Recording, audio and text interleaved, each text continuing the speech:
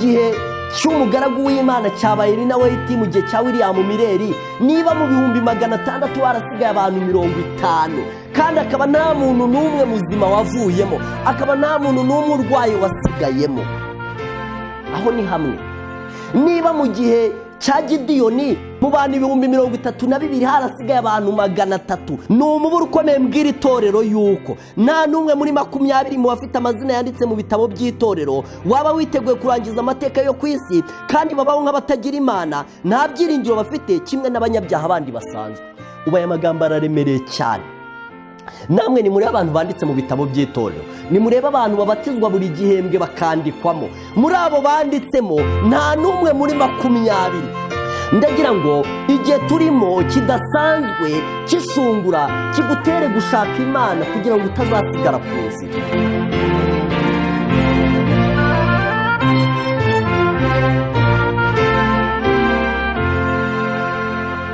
Bana b'Imana, mwanejejwe no gukurikirana ijambo ry'Imana, mukaba mwatanze uyu mwanya kandi mukaba mwahisemo neza, turabashuje mu izina rya Yesu.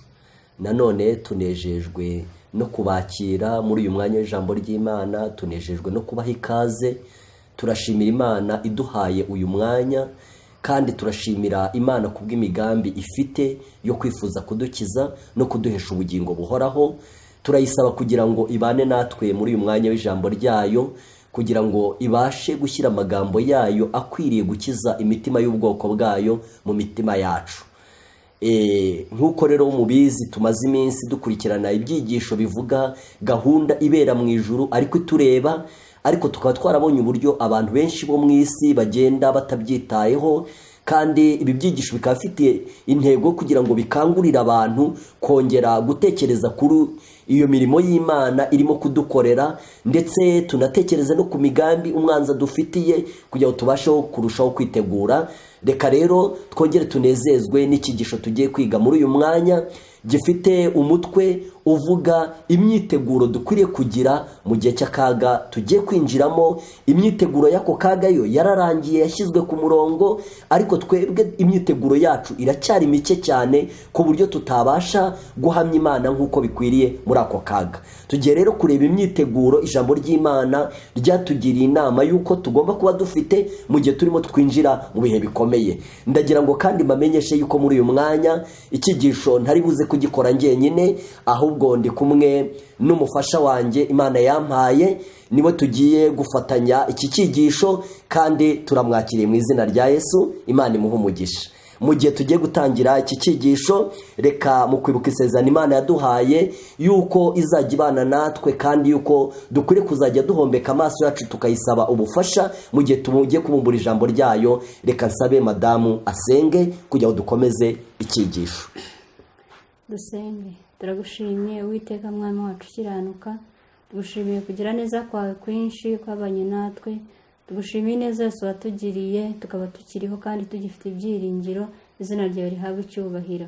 Turi imbere yawe Mwami Imana twifuza ubuyobozi bwawe, turakwinginze kugira ngo ubwo tugiye kuvuga ijambo ryawe, turagusabye cyane ngo umwuka wawe wera atubeho, umwuka wawe wera abe ku bariteze amatwi bose, kandi twese utwuzuza ibyiringiro mu mitima yacu, utume ijambo ryawe ridusobanukira mu rwego rw'uburyo waryandikishijemo ngo ritugirire akamaro, kandi uduheshe amahirwe twese yo kuzagira iherezo ryiza. Dusabye twizeye mu izina rya Yesu, amen.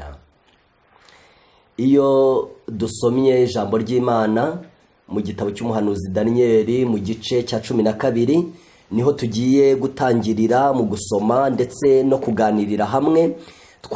Ariko iyo usomye mu gice cya 11 ubona uburyo hari akaga gakomeye cyane kagomba kubaho mu minsi y'imperuka.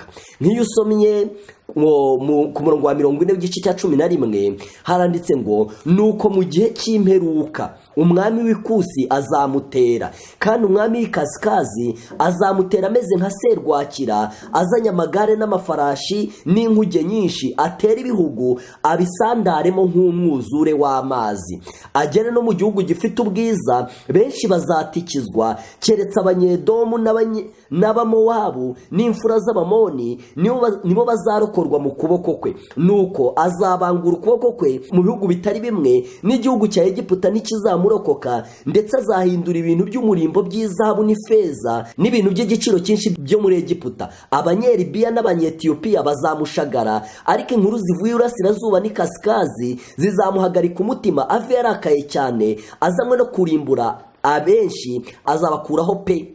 Azabamba amahema y'ubwami hagati y'inyanja n'umusozi wera ufite ubwiza, nyamara azaba ageze ku munsi w'imperuka ye ntawe uzamuvuna. Iyo turimo dusoma iyi mirongo mu gice cya 11 isoza iki gice, tubona ikintu kimeze nk'intambara idasanzwe, aho ngo uwo muntu uri kuvugwa hano agereranya ubwami bwa Roma. Nimuza gusoma nko ku murongo wa 31 kugeza 36 nibwo muza kubona ko havuga ubwami bwa Roma neza, cyane cyane itorero rya Kiliziya Gatolika n'akarengane rigomba gukora mu bwoko bw'Imana, kuko ariko bakagaragaza uburyo abantu bose bazagenda bemera imigambi ye. Hano turimo turabona uburyo abanyalibiya, abanyetiyopiya, ibi ni ibihugu by'abasilamu, ariko ngo nabyo bizamushagara, nubwo bituwe ubundi bigaragara yuko bigira ikintu cyo kutava ku izima, ariko nabyo bigomba kuva ku izima bikamushagara, bikagendera mu murongo we. Abanyegiputa ngo azatikiza abantu benshi cyane, ndetse ibyo nibyo bituma hahita havugwa amagambo yo ku gice cya 12 bavuga ngo, maze icyo gihe Mikayeli wa mutware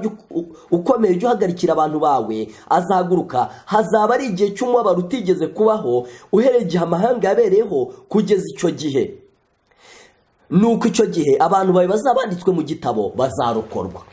Reka mbabwire bene data bashiki banjye, iby'ibi bihe birimo bivugwa ku gice cya 11 mu isoza cya Daniyeli n'igice cya 12 mu itangiro cya Daniyeli, ibi bihe bikomeye cyane ni ibihe ijambo ry'Imana ryahanuye rivuga uburyo ubwoko bw'Imana aribwo iyi ntambara izabigendereye. Umwanzi abandi bose azaba yaramaze kubashyira munsi y'ubutware bwe. Abantu bazaba basigaye bakomeza amategeko y'Imana nibo bazaba bibasiwe uyu munsi, kandi isi izabigaragara ko yamaze gukora ibyayitandukanyaga no kunga ubumwe, kandi bigaragara ko ubwoko bw'Imana nabwo bugomba kuva ku izima cyangwa se bukarimburwa n'abatuye mu isi yose. Niyo mpamvu ijambo ry'Imana rivuga yuko bizaba ari igihe cy'umubabaro utigeze kubaho. Kandi agira ngo menyeshe abateze amatwi ijambo ry'Imana ko ikibazo nyamukuru kizaba gihagurukiwe ni itegeko ry'Imana rya 4, isabato y'Uwiteka. N'iyi si izaba iviriyeho indi imwe inejejwe no kuyikuraho, kandi babajwe n'agatsiko gatoya kazaba kagaragara yuko kagendera mu murongo unyuranye n'umurongo abandi bantu bo ku isi yose bayobotse. Reka nsome amagambo makeya yanditse mu gitabo cy'intambara ikomeye kugira ngo twumve ukuntu icyo kibazo kizaba kimeze. Page 131 haranditse ngo, ubwo isabato izaba ibaye intandaro idasanzwe y'urugamba rwa gikristo, maze amadini n'ubutegetsi bw'isi bikifatanyiriza hamwe guhatira abantu kuruhuka ku munsi wa mbere w'icyumweru dimanche, umubare muto w'abazinangira bakanga gukurikiza ibyo rubanda nyamwinshi ibategeka bazahindurwa ibishungero mu isi.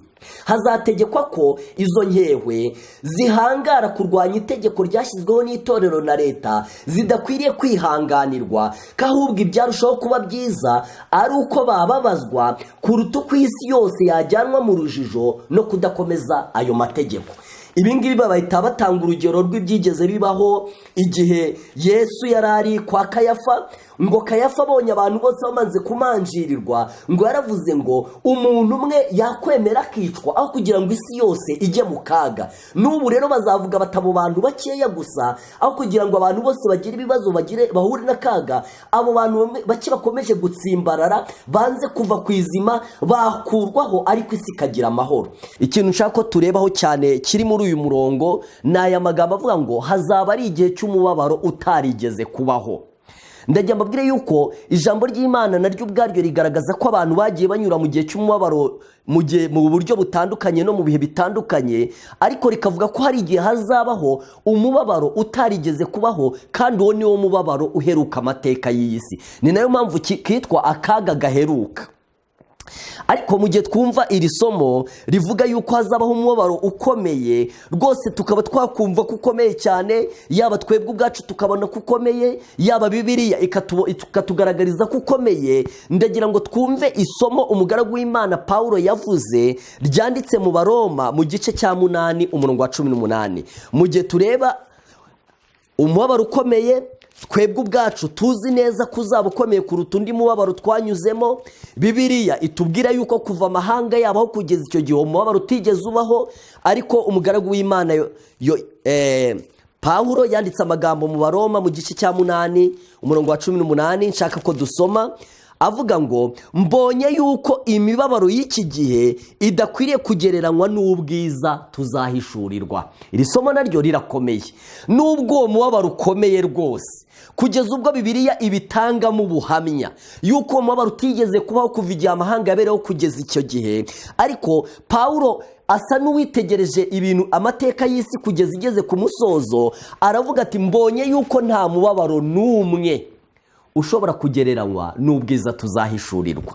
Ibyo twakwita ingorane z'iki gihe uzigereranyije n'umunezero Imana izaba yikunda ntabwo bihwanye, ndetse nta nubwo wagereranya ibyago by'iki gihe n'ibyago abanyabyaha bazahura nabyo, bazaba baranze kuyoboka Imana, bazaba barashyizwe ikintu cy'igihu mu maso bakanga kuyoboka Imana, ngo ugereranye ibyago bafite uyu munsi n'ibyago abanyabyaha bazagira igihe Yesu azaba agarutse.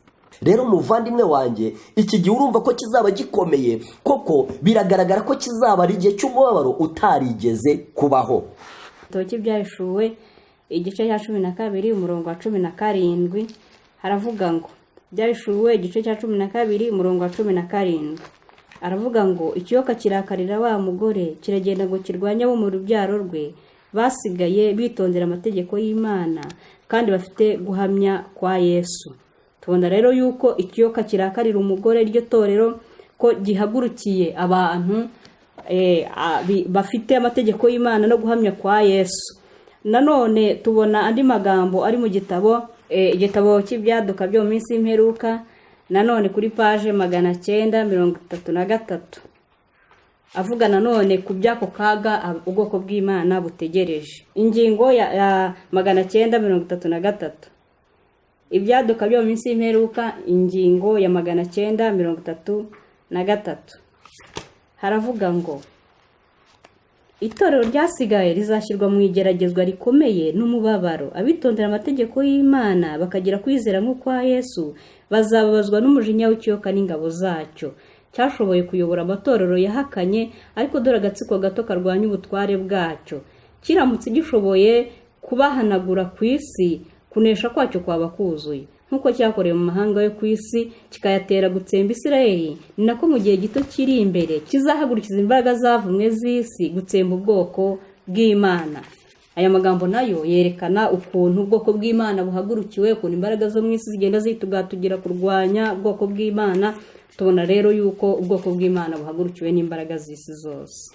Iri somo amaze kutubwira ryo mu byashuwe mu gice cya 12 umurongo wa 17, iyo uhereye hejuru ubona uburyo bavuga ukuntu imbaraga z'icyaha zakomeje kurwanya ukuri zihereye no kuri Kristo Yesu, ndetse zigahiga igihe yaragiye kuvuka zikamuhiga, igihe yaramaze kuvuka zikamuhiga, igitoro ryari ritangiye zikagumya kuzihiga. Ndetse muri iki gice iyo usomye ku murongo wa 12 w'igice cya 12 niho bavuga uburyo ngo naho yasiwe ugushije ishyano, kuko Satani yakumanukiye afite umujinya mwinshi, azi yuko asigaje igihe gitoya. Iki kintu cyanditse mu ijambo ry'Imana cy'uburyo ubwoko bw'Imana buzibasirwa cyane, ndetse abantu ngo bakabona yuko ari bwo buteje umutekano mukeya mu isi. Murabyibuka igihe umugaragu w'Imana Eliya yarahanganye no kwigomeka kwariho mu gihe cy'Abisiraheli, ngo umuntu bitahabu yaramubwiye ngo uraje n'ingorane wateje Isiraheli.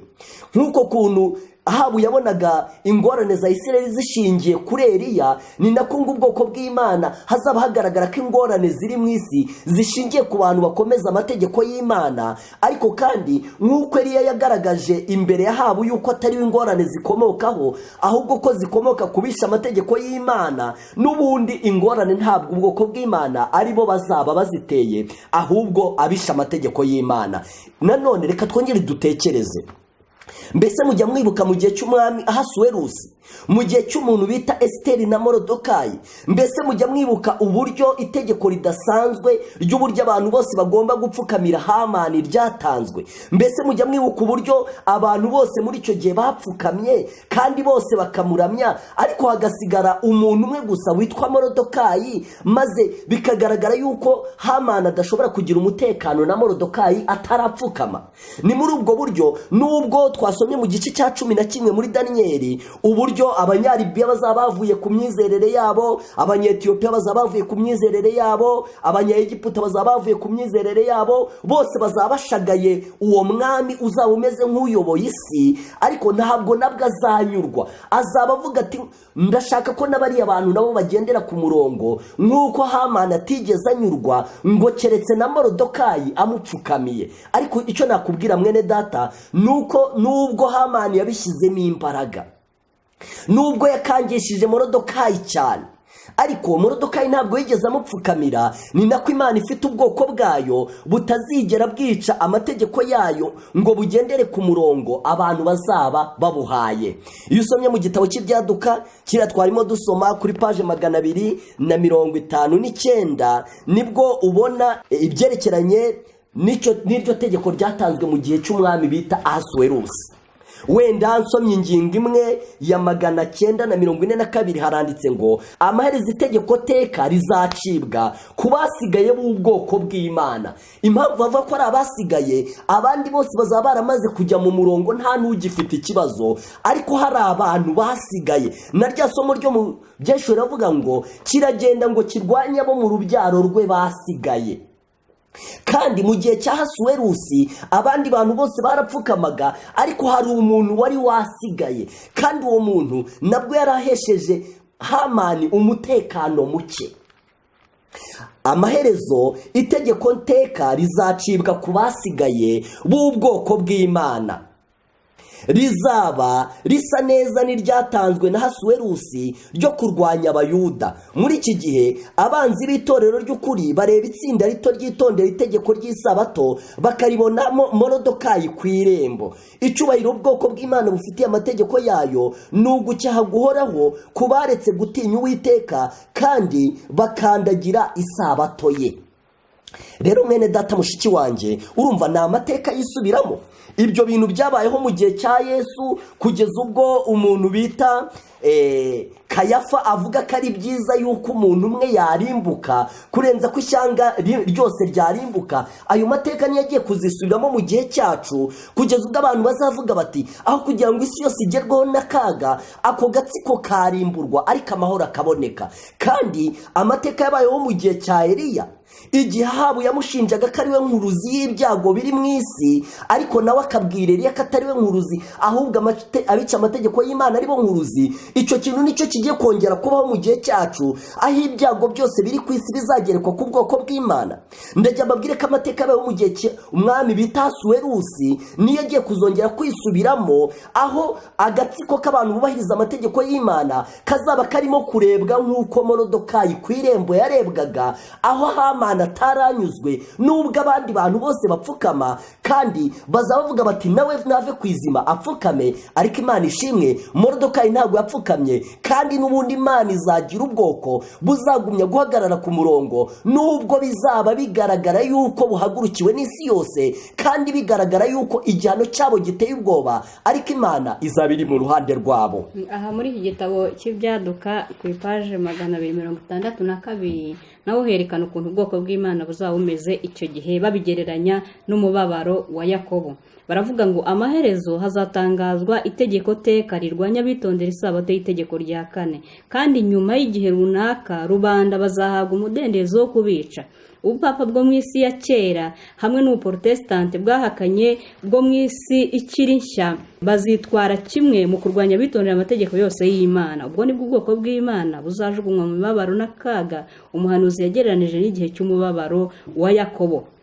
Mu maso y'abantu bizagaragara ko ubwoko bw'Imana buzagomba gushyira ikimenyetso cy'amaraso yabo ku buhamya bwabo nk'uko abahowe Imana babikoze mbere yabo.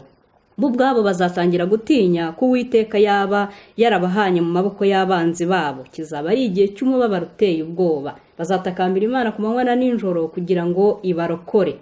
ahangaha berekana uburyo ubwoko bw'Imana buzakirana nka Yakobo, uburyo Yakobo yakiranye twese turabizi. Ahangaha berekana rero uburyo buzaba bumerewe bahagurukiwe n'amahanga yose, uburyo isi yose izaba yabahagurukiye, bazaba bari mu kaga gakomeye cyane, ngo ndetse bazanagira ubwoba batekereza ko wenda Imana yabahanye. Ariko nuko bayerekanye yuko na kera ku bwoko bw'Imana na kera byabayeho, nibyo rero bizongera bikisubiramo kugira ngo ubwoko bw'Imana bwerekanishe buhamisha amaraso yabwo yuko ibyo bakurikiye kuko babirimo.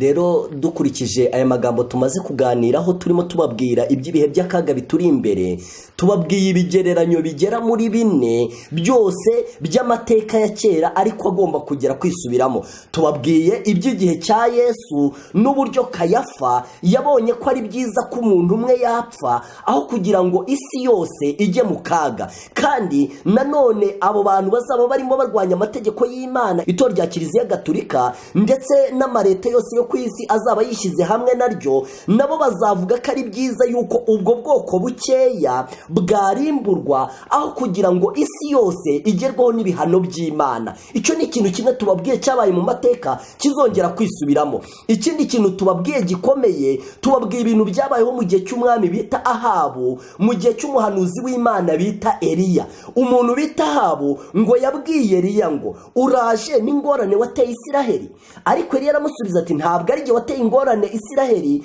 ahubwo ni wowe n'inzu ya so, kuko mwaretse amategeko y'Imana. Icyo kintu nanone kigomba kongera kwisubiramo, aho abantu bishe amategeko y'Imana bazagereka ingorane isi izaba ifite kuba zaba barimo bubahiriza amategeko y'Imana. Ariko nk'uko mu gihe cya Eli abubahiriza amategeko y'Imana atari bo mpamvu y'akaga, no mu gihe giheruka ubwoko bw'Imana ntabwo buzaba ari bwo mpamvu y'akaga kariho, ahubwo abica amategeko y'Imana nibo zaba barimo bakururira iyi si akaga. Icyo ni ikintu cya kabiri cyabayeho mu mateka cyanditse muri Bibiliya kizwi neza kigomba kwisubiramo mu minsi y'imperuka. Ikintu cya gatatu tubonye ni ibyabaye mu gihe cy'umwami bita Ahasuwerusi, mu gihe cy'uwo bita Esiteri na Morodokayi, mu gihe abantu bose banyuraga ku irembo ry'ubwami bagapfukamira Hamani ngo yifuje yuko na Morodokayi amupfukamira, ariko Morodokayi aramuhakanira, amubwira yuko ari umuyuda kandi amategeko y'Imana ababuza gupfukamira abantu.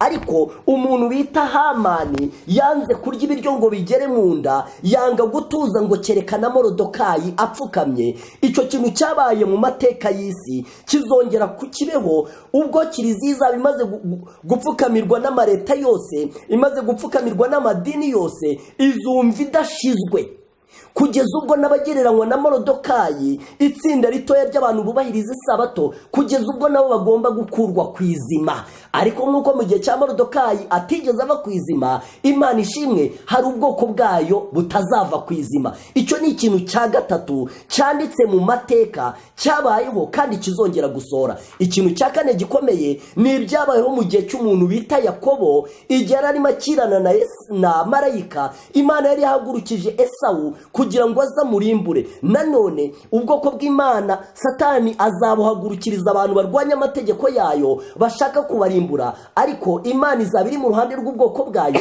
nk'uko yari iri mu ruhande rw'umugaragu wayo Yakobo. Ibyo byitegerezo ndashaka ko mubizirikana cyane. Ibyo bintu byabayeho mu mateka ndashaka ko mubica akarongo, kuko nibyo bigiye kwisubiramo bidatinze. Imyanzuro yabyo yarangije gutegurwa kandi bidatinze izaba igiye gushyirwa mu bikorwa. Mbere yuko tureba imyiteguro dusabwa kugira, tubanje kubabwira ukuntu ikibazo cy'akarengane kimeze, ikibazo cy'akaga uko kimeze. Ndagira ngo tubanze turebe amagambo makeya yanditse mu gitabo cy'inyandiko z'ibanze kugira ngo tuve kuri iyi ngingo ivuga ukuntu hazaba hari akaga n'umubabaro, tubone uko tujya ku ngingo izaba ivuga yuko tuzaba dukeneye imyiteguro. Reka nsome amagambo makeya mu gitabo cy'inyandiko z'ibanze kuri paje 221. Harimo amagambo avuga ngo nabonye urwandiko. Aya magambo aratangaje. Erinawati ngo yabonye urwo rwandiko rwacapkagamo izindi nyandiko nyinshi maze zikwirakwizwa mu bice bitandukanye by'isi. Rwatangaga amabwiriza avuga kabera nibatareka imyizerere yabo y'umwihariko ngo bareke isabato kandi bubahiriza umunsi wa mbere w'icyumweru, nyuma y'igihe runaka abantu bazaba bafite uburenganzira bwo kubica. ariko muri icyo gihe cyo kugeragezwa abera bari batuje, Imana ihabwa icyubahiro, biringiye Imana kandi bishingikirije ku isezerano ryayo ryavugaga ko bazacirwa icyanzu cyo gukiriramo. Kandi Yesu nawe yifuza kwesha icyubahiro kubwo kwimurira indahemuka ze mu ijuru zitigeze zisogongera urupfu. Iki kintu rero izo nzandiko zizacapwa zikwirakwizwa ahantu hose, yuko abantu nibatava ku myizerere yabo, nibataruhuka umunsi abantu abandi baruhukaho, bagiye gukururira ibyago by'Imana iyi si, ko abantu bakwiriye kubaviraho indimwe bakabakura ku izima. Mbese bavandimwe, mukurikije ibyo bintu murumva tudakeneye imyiteguro ikomeye, uretse ko no kujya mu ijuru ubwabyo bidusaba imyiteguro, ariko no guhura n'aka kaga nabyo biradusaba imyiteguro. Reka tubanze dusome amagambo agaragaza ko dukeneye imyiteguro kandi ikomeye. Wenda tugiye kuganira ku myiteguro dushobora gukora, kandi icyo tubwira abateze amatwi muri uyu mwanya, ntabwo iyi myiteguro tugiye kumera nk'abatangira umukristo tumukura kwihamagarwa, ahubwo tugiye kubwira abantu batangiye urugendo, abantu bagiye batera intambwe nyinshi muri uru rugendo, bagiye gukora umwiteguro wa nyuma wo kwitegura kujya mu kaga. Ntabwo ari abantu bagiye gutangira bundi bushyashya. Ijambo ry'Imana ryerekana yuko igihe cyose kigira igihe cyacyo, habaho igihe cy'ibiba, habaho igihe cy'isarura. Nta muntu rero ushobora kubona ari igihe cy'isarura ngo atangire kubiba. Niba rero turi mu gihe Imana igiye gusarura ubwoko bwayo, ikabishyiraho abana bayo ikimenyetso, ntabwo nanone abantu batangira kubiba ngo umuntu yumva ari igihe cyo guhamagarwa. Oya, ubu ngubu ijambo ry'Imana riravugana n'abantu basa naho batangiye, bakaba bafite urugero bagezeho, Imana ikaba ishaka kubatunganya ngo iburize. Niyo mpamvu abantu bashobora kutagira ibyo bumva, wenda nk'ingingo bari biteguye zakagombye kuvugwa muri iki cyigisho, ariko kuko izo ngingo zishobora kurebana n'igika cyatambutse mu mibereho ya gikristo, twebwe tugiye kuvuga imyiteguro ya nyuma yo kugira ngo abantu binjire mu gihe cy'akaga. Iyo myiteguro niyo tugiye kubwira abantu.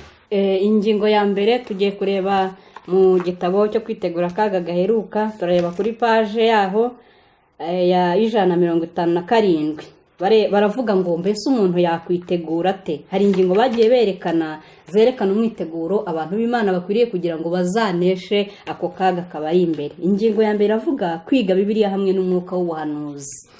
Icyo gitabo urimo uvuga, icyo cyigisho cyaho cya 13 ubwacyo kivuga kwitegura akaga gaheruka. Igitabo ubwacyo cyitwa kwitegura akaga gaheruka, ariko no mu gitabo harimo icyigisho cyitwa kwitegura akaga gaheruka kivuga ingingo zashoboza abantu kwitegura. Mu gihe ufite icyo gitabo cyitwa kwitegura akaga gaheruka kirimo icyigisho cya 13 turarikira abantu kuzasoma neza cyitwa kwitegura akaga gaheruka, nanjye hano mfite ikindi gitabo cyitwa ubutumwa bwatoranijwe. Iki gitabo nacyo kibamo icyigisho cya 47 nacyo cyitwa kwitegura akaga gaheruka. Icyigisho cya 47 muri iki gitabo cyitwa kwitegura akaga gaheruka, icyigisho cya 13 mu gitabo cyo kwitegura akaga gaheruka nacyo cyitwa kwitegura akaga gaheruka.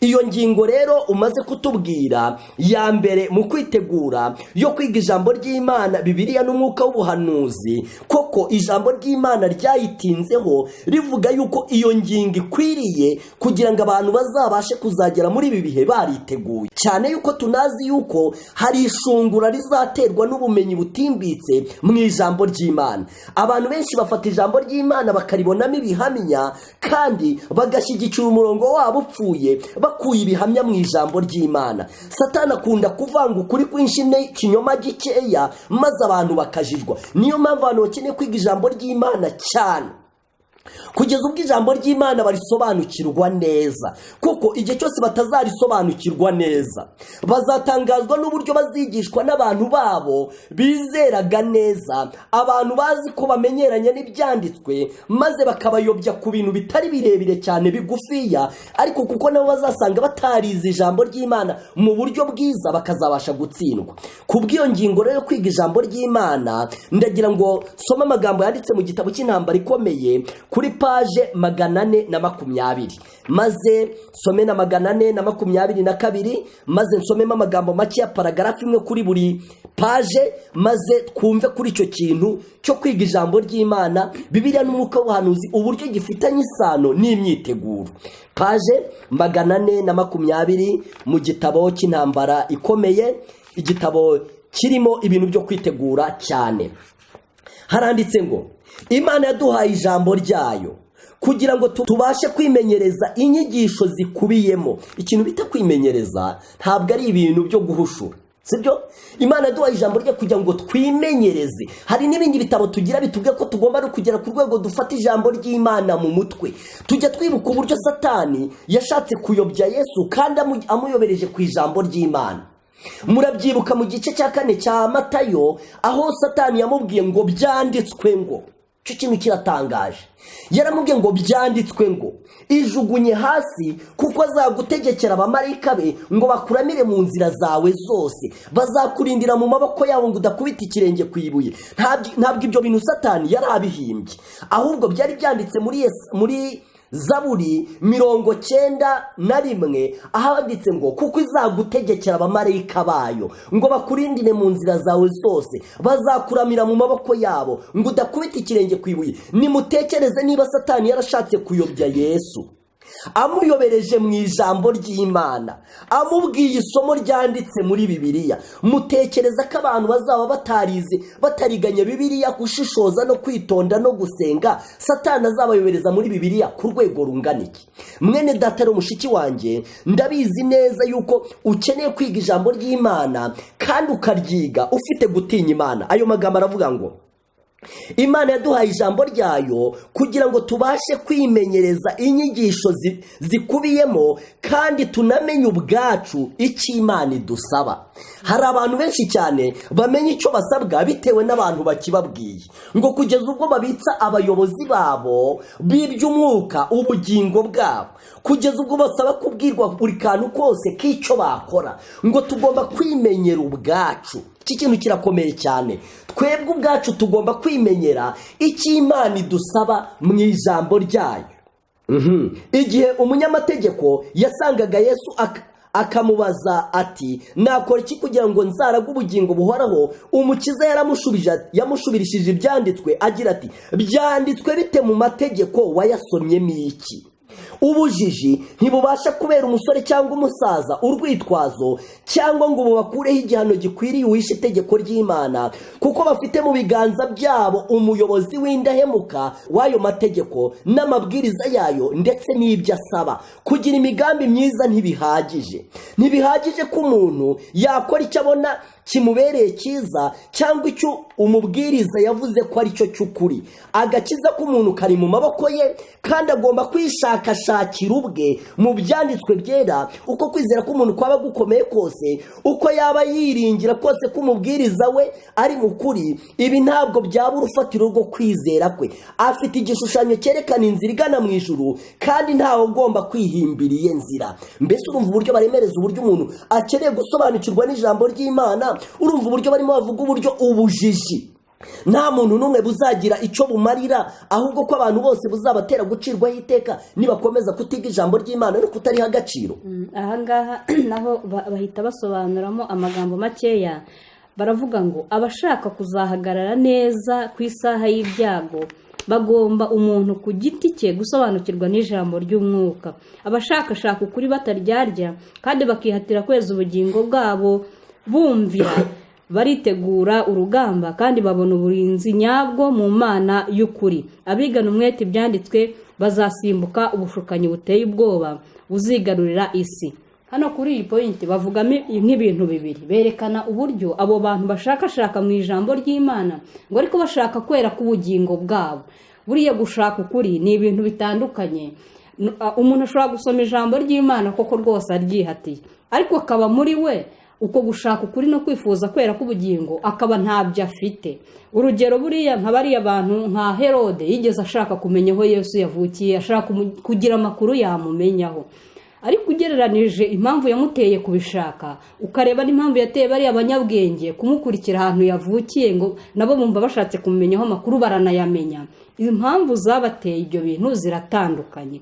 Rero hano berekana yuko umuntu uzashakashaka ukuri mu ijambo ry'Imana kandi ngo akihatira kweza ubugingo bwe, uwo muntu azashaka ukuri mu nyandiko ariko azaba afite impamvu nzima imuteye icyo kintu. Uvuze ibyo ngibyo nibuka amagambo yanditse mu butumwa bwiza bwa Yesu bwanditswe na Yohana, aho Yesu yabwiye abayuda arababwira ati murondora mu byanditswe kuko muzi ko muri byo arimo mufite ubugingo kandi kari byo bimpamya, ariko ababwira amagambo akomeye atari ko mwanze kuza hondi kugira ngo mukizwe. Mu yandi magambo urumva ko kurondora mu byanditswe kwabo impamvu yabiteraga yari ifite ikibazo. Ahari bagira ngo babone ibintu byinshi bazatsindisha ababagisha impaka, ahari se bagira ngo babashe impamvu nyinshi zitandukanye zishobora gutera abantu kujya mu ijambo ry'Imana ni nyinshi, ariko impamvu ishobora gutuma umuntu kwifuza ko ubugingo bwe bwabonera, kwifuza ko ubugingo bwe bwacika ku cyaha, kwifuza yuko umugambi w'Imana n'umurimo w'Imana byasorera mu mutima we, iyo niyo mpamvu nyamukuru ishobora gusunikira abantu kwiga ijambo ry'Imana kandi bikazabahesha umugisha. Abo bantu rero Yesu yababwiye ko kurondora, ntabwo yavuze ko kurondora mu byanditswe ari ikosa, ariko ikosa ryari uko banze kuza aho ari kugira ngo abakize, ariko kandi ibyanditswe bakagumya kubirondora. Cyo rero ni ikintu gikomeye, ariko iki ni ikintu gikomeye tubararikira cyane yuko no mu ntambara ikomeye kuri paje 422 haranditse ngo ubwo igihe cy'ishungura kizaba kigeze abagize ijambo ry'Imana umuyobozi w'ubugingo bwabo bazagaragara. N'igihe cy'akarengane nikigera, n'igihe cy'itangazwa rya dimanche nikigera, abagize ijambo ry'Imana umuyobozi w'ubugingo bwabo bazagaragara. Mu gihe cy'impeshyi ntushobora gutandukanya ibiti bihorana ibibabi bitoshye n'ibindi biti, ariko iyo umuyaga w'urugaryi uhindukiye ibiti by'amababi atoshye ntibihinduka. Igihe ibindi biti byashizeho amababi, uko niko n'abambaye ishusho y'ubukristo nta wabashobora kubatandukanya n'abakristo nyakuri muri iki gihe, ariko igihe kiri hafi ni cy'akarengane bavuga. Nibwo abantu bize ijambo ry'Imana bazagaragara neza kandi baryigiye kugira ngo rihindure imibereho yabo. Iki cyangombwa rero kirakomeye, kandi uyu ni umwiteguro wa mbere usabwa n'abantu bateye izindi ntambwe zibanza, abantu bihannye ibyaha byabo, abantu bagize guhinduka k'umutima, bakeneye kwiga ijambo ry'Imana bakabishakira umwanya, kandi nabwo ribifuza ko ribahindura, kuko bizababera ingabi bakingira mu gihe akarengane kazaterwa n'itangazo rya dimanche kazaba gakaze cyane. Tugiye kureba indi ngingo ya kabiri berekanye ya ngombwa kugira ngo abantu bazashobore gusoza urugendo neza. Iravuga ngo umushyikirano n'Imana, isengesho rifite imbaraga. Iyo nayo ni ingingo ikomeye cyane, nubwo abantu bashobora kumva turi kuvuga ibintu bagiye bakomeza kumva bigishijwe, ariko turasaba abantu kubiha agaciro cyane cyane nk'ikintu barimo bavuga yuko ari ikintu umuntu yakora mu gihe cyo kwitegura kugera mu kaga gakomeye. Isengesho rifite imbaraga, umusabano n'Imana. Icyo nacyo iyo usomye mu gitabo cy'intambara ikomeye ugasoma kuri paje 435 ugasoma paragarafu ya 2 ndetse n'iya 4, ubonamo icyo kintu cy'isengesho rifite imbaraga. Baranditse ngo, bavuze kuri Yakobo umwe twavuze, Yakobo yaratsinze kubera ko yihanganye kandi agafata icyemezo kidakuka. Insinzi ye ni igihamya cy'imbaraga y'amasengesho ahoraho. Abazashika mu masezerano y'Imana nka Yakobo kandi bakihangana nkawe bazatsinda nk'uko nawe yatsinze.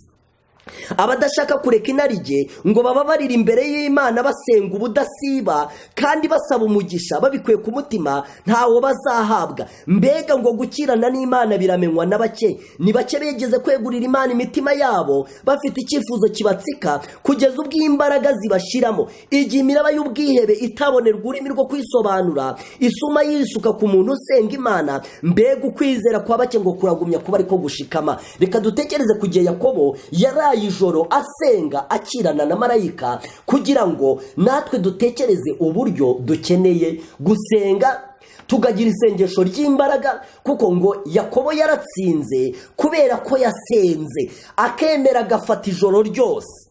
Barakomeje baravuga ngo ibyaba byiza mutega amatwi aya magambo, ni ukwitandukanya n'ibyo turarikira kuruta gutandukana n'Imana. Ni byiza kuba umutindi nyakujya, kwizinuka ariko ukemerwa n'Imana, kuruta ubukire, icyubahiro, kuba inziramuze, kugira inshuti nyinshi udafite umushyikirano n'Imana. Dukwiriye gufata igihe gihagije cyo gusenga. Iki ni ikintu gikomeye cyane. Dukwiriye gufata igihe gihagije cyo gusenga. Nitwemerera ubwenge bwacu guhugira ku binezeza by'isi, tukirengagiza gusenga, cyangwa tugasenga bya nyirarureshwa, tugasenga by'umuhango, ngo Imana izemera yuko ibyo bigirwamana biduhugije tubyamburwa, ariko kugira ngo dusenge. Mwene data, mushiki wanjye, iyi ni ikindi kintu gikomeye gisabwa kugira ngo abantu bagere imyiteguro. Imiraba irimo irasuma yitsuka ku bantu basenga, ariko se abadasenga bazaba bari. Ahangaha habivuga muri iyo ngingo, haravuga ngo nabonye ko bamwe muri bo batifatanyaga n'abandi muri uwo murimo wo gutakamba, basaga n'abatitaye ku byakorerwaga abazengurutse. Ntibarwanyaga umwijima wari ubagose, ahubwo uwo mwijima wafungiranaga nk'igicu cya rukokoma. Bityo abamarayika bihutiraga gutabara abarwanaga bakoresheje ingufu zabo zose, bazitira abamarayika babi, kandi bakagira umuhati ubwabo wo gutakambira Imana bihanganye. Hano hari ijambo bakomeje kugaruka bavuga gutakamba. Ni ijambo ry'ikinyarwanda wumva rimeze nkaho rirenze urugero rwo gusenga, gutakamba, kwinginga. Hano berekana yuko igihe cyageze abamarayika baraza bifatanya na babandi, batabara babandi bari bakomeje gutakamba. Naho ngo abandi abamarayika ngo ababaga baterengwa hagati mu ryinyo badafite icyo bitayeho, ngo abamarayika barabihoreye, ahubwo bifatanya n'abameze gute, n'abatakambira Imana. Ahangaha ushobora gutekereza ukuntu Yesu yagiraga igihe cyo gusenga cyane, kandi ariwe dufatiraho urugero. Kandi noneho ntiyari n'umunyantege nkatwe mu rwego rwacu cyane, ariko yagiraga igihe cyo gusenga gihagije. Ni nayo mpamvu kiriya gihe abwira abigishwa bati mwe maso musenge, yari afite ikintu ashatse kubabwira, kandi azi ko imbere habo bagoswe n'ibintu bizatuma rwose bahemuka. Niyo mpamvu rero gusenga no kwinginga, nubwo abantu babyumva nk'ibintu bisanzwe, bakifata nk'ibintu byoroheje, umuntu agasenga nk'uko abyumva mu rugero yumvamo, ariko ijambo ry'Imana ridusaba cyane kugira umwanya uhagije wo gusenga. Hari amagambo niba yanditse mu burezi avuga ukuntu ngo abantu benshi baza aho Yesu ari, ariko bagasubiraho bakikoreye imitwaro kubera jugujugu, kubera kwihuta cyane. Imitwaro bazanye bakagira gute, bakayisubira nayo, kubera ko batahatinda ngo bategereze igisubizo. Ayo magambo ari mu gitabo cy'uburezi ku cyigisho cyitwa Kwizera n'isengesho. Haravuga ngo hari benshi niyo baba bari mu gihe cyo gusenga batabona imigisha yo gusabana n'Imana gushyitse, ngo kubera yuko ibyo bakora byose ari jugujugu, ngo baza imbere y'Imana ngo ari kubwira bugatuma basubira mu mirimo yabo bakikoreye imitwaro yabo. Rero ikindi kigaragaza ko gusenga hano kurimo kuvuga gutandukanye n'ugusanzwe, baravuze ngo n'abantu bake bashobora kuba barira imbere y'Imana basenga, ngo kugeza ubwo imbaraga zibashiramo, ariko bakamera nka Yakobo bakavuga bati mva nubwo mbona no gusenga ngiye kuhagwa, ariko sinkure kurutampaye umugisha. Imana ikeneye abantu bafite icyemezo kandi bafite ikintu bashaka. Buri imwe mu mpamvu ituma gusenga biba nk'ibya nyirarureshwa, nuko abantu nta kintu baba bashaka kidasanzwe. Ikintu bavuga bati nitutakibona n'ubundi nta kintu tuba dufite, ubuzima buraba buducitse. Abo bantu baramutse bagize icyo kintu cyo kwiyumvisha uburyo ubuntu bw'Imana babukeneye kandi batabona bari burimbuke, ntekereza ko iki kintu Yakobo yakoze abantu bagikora, kugeza ubwo ngo nubwo yari yaremaye, nubwo yaribwaga cyane, ariko yavuze ati n'ubundi ndapfa na Esawu aranyica, kandi Esawu niwe uhagaze mu gihe cy'akarengane katuri imbere. Niwe Satani yari yahagurukije kugira ngo aze yice Yakobo. Imana natwe yamaze kuduhagurukiriza abantu bo kuturenganya, ariko ngo yaravuze ati nubwo naremaye nkaba ndibwa, ngomba gukirana mpaka mbonye umugisha. Ngo ni bake rero bashobora gukirana n'Imana kugeza ubwo imbaraga zibashiramo, ariko ikintu bashaka bakakibona. Igikene muri iki gihe turimo cy'akaga ni ugusenga tumaramaje, bivanze no kwizera nyakuri no kwishingikiriza ku Mana. Igihe Satani abundikiza ubwoko bwe umwijima we, ni mucyo buri muntu wese azirikane ko Imana yishimira kumva gusenga k'ubwoko bwayo, kubera ko ikibi cyiganje gisaba ko habaho gusenga kumaramaje. Icyo kintu rero nacyo ni intambwe ya kabiri ikomeye mu gihe twitegura igihe cy'akaga, mu gihe kituri imbere kandi turimo tugisatira. Gusenga bitari umuhango. Reka turebe indi ngingo ya gatatu, iravuga ngo kwezwaho icyaha cyose no kunesha intege nke zose. Iyi ngingo nayo irakomeye. Iyo bavuze kwezwaho icyaha no kunesha intege nke, mu yandi magambo ni ukugera ku rugero Imana idushakira. Hari igihe abantu abakirisito bajya biyumvisha yuko buriya Imana ifite ukuntu izabigenza nubwo abantu biyiziho ibyaha runaka, ariko bakumva hari ubundi buryo Imana iziyeranja bakajya mu ijuru ibyo byaha bitaneshejwe. Ariko ngo tugomba kunesha icyaha cyose, tukanesha intege nke zose. Iyo dusomye mu gitabo cy'Ibifuzwa ibihe byose, bavuze ubukristo Imana ishaka ubwo ari bwo. Reka dusome kuri paje 208. Baranditse ngo ntawe ukeza abami babiri. Ntabwo dushobora gukorera Imana twitanze igice. Ntabwo idini ya Bibiliya ari imbaraga imwe ihindura iboneka mu zindi nyinshi cyane.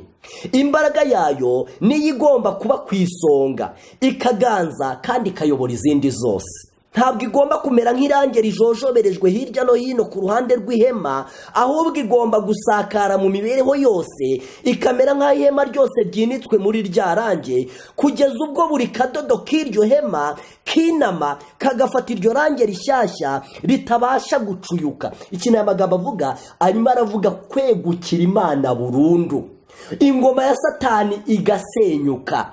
Aya magambo arimo aravuga yuko nubwo dutangira turi aba Satani, wenda tukiyegurira Imana, Imana ikagira uburyo ibikorera muri twe ariko tukigwaguza. Ariko birimo aravuga ko tukeneye kugera ku rwego imico ya Satani irangira, imico y'Imana akaba ariyo igaragara, kugeza ubwo ngo bitamera nk'ishitingi yajojoberejweho irange, ahubwo bimera nk'aho iyo shitingi yose yinitswe mu irange. Niko natwe tugomba kuba twinitswe mu gukiranuka kwa Yesu, kugeza ubwo yaba amagambo yacu, ibikorwa byacu, ibitekerezo byacu byose bikaba bigengwa n'imbaraga y'Imana.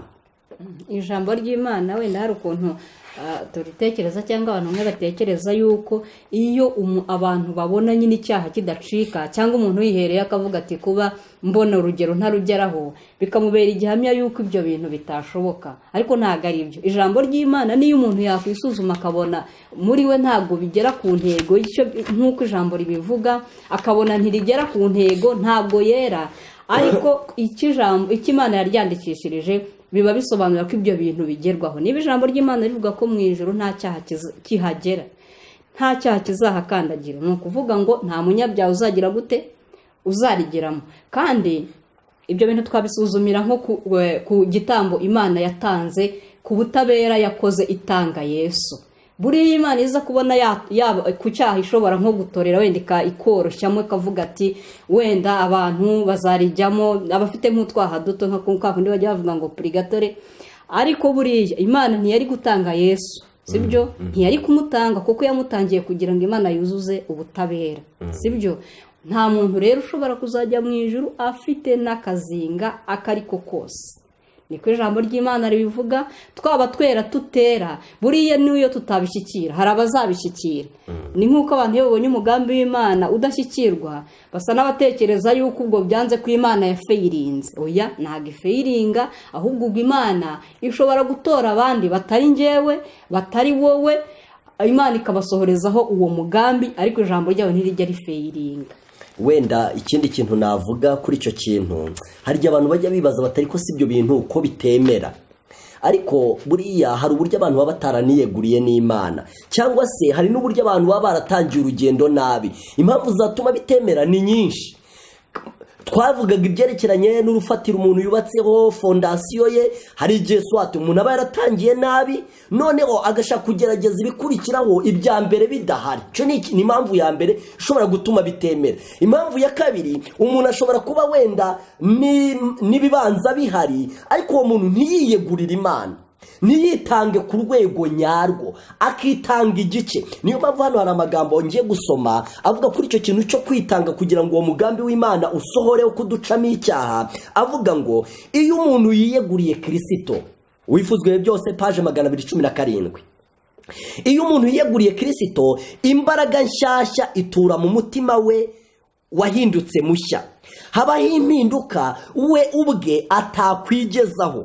uwo ni umurimo w'indengakamere uzana muri kamere ya muntu imbaraga y'indengakamere. Umuntu wihaye Kristo amuhindukira igihome cye bwite aturamo muri iyi si yigometse. Ubundi muri iyi si Yesu ahantu atura ni hamwe gusa, nta hantu dushobora kubona inzu Yesu atuyemo, ahubwo Yesu atura mu mitima y'abantu bamwiyeguriye ngo maze iyo mitima igahinduka igihome ntavogerwa, ahantu ubutware bw'umwanzi butazongera kuvogera. Ikintu bita igihome ni ikintu gikomeye cyane. Uwo ni umurimo w'indengakamere uzana muri kamere ya muntu imbaraga y'indengakamere. Umuntu wihaye Kristo amuhindukira igihome, Kristo amuhindukira igihome cye bwite aturamo muri iyi si yigometse, kandi uwo muntu atura muri Kristo na Kristo agatura muri we.